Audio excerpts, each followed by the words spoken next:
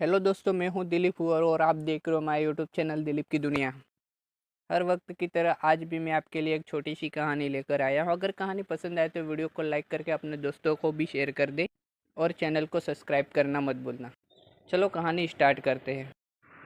एक जंगल था, उसमें एक मुर्गी रहती थी और ऊपर बाज रहता था।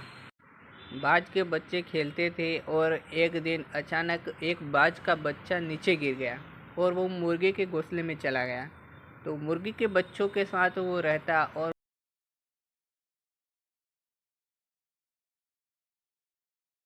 छोटा तो ऊपर तो चढ़ नहीं सकता, इसलिए वो मुर्गियों के साथ ही खेलता और उनके साथ ही रहना पसंद आ गया था उसको।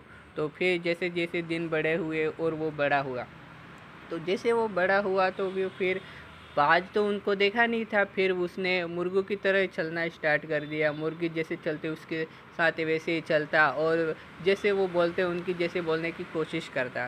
तो जैसे जैसे दिन भी से वो मुर्गियों की तरह रिएक्ट कर रहा था। फिर एक दिन उसने बाज को देखा और बाज ने उसको देखा।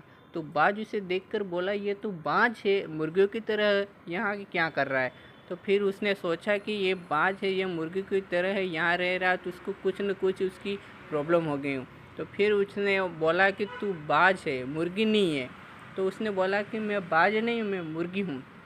फिर उसने कि तू उड़ सकता है, तू ऐसे चल क्यों रहा है। तो उसने बोला कि मैं उड़ नहीं सकता, मेरे पंख ऐसे नहीं है उड़ने जैसे। और तो बोला तू बाज है, मुर्गी नहीं है यार, रहने दे। फिर वो बोला कि मैं फिर वो चला गया। एक दो दिन वापिस आया, से गुस्सा आया और वो चल रहा था में पकड़ कर उसके दूर पहाड़ों पर ले गया और पहाड़ों पे ले जाके उसने बोला कि अब तू उड़ सकता है, तू बाज है, तू मुर्गी नहीं है। तो फिर वो बोला कि दोस्त मैं बाज नहीं हूँ, मैं मुर्गी हूँ।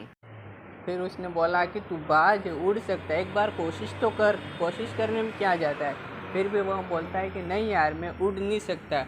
फिर उसे गुस्सा आता है, फिर वो उसे पहाड़ों से नीचे फेंक देता है। तो जैसे ही वो नीचे आता है तो वो डर के कारण वो उसके पंख अपने आप खुल जाते हैं। जैसे ही वो अपने आप पंख खोलते हैं तो वो उड़ने लगता है। तो जैसे जैसे वो नीचे आता है वो उड़ना सीख जाता है। तो ऐसे ही अपन को भी बाज की ज़रूरत है, जो हमें कुछ सिखाए और हम क्या है वो हमें महसूस कराए। तो दोस्तों, यह कहानी हमें यह सिखाती है कि हमें बाज की तरह उड़ना आना चाहिए।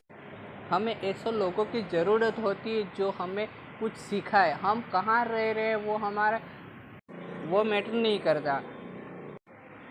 हम क्या है और हम क्या कर सकते हैं वो हमें बताने वाला होना चाहिए। तो दोस्तों, यह कहानी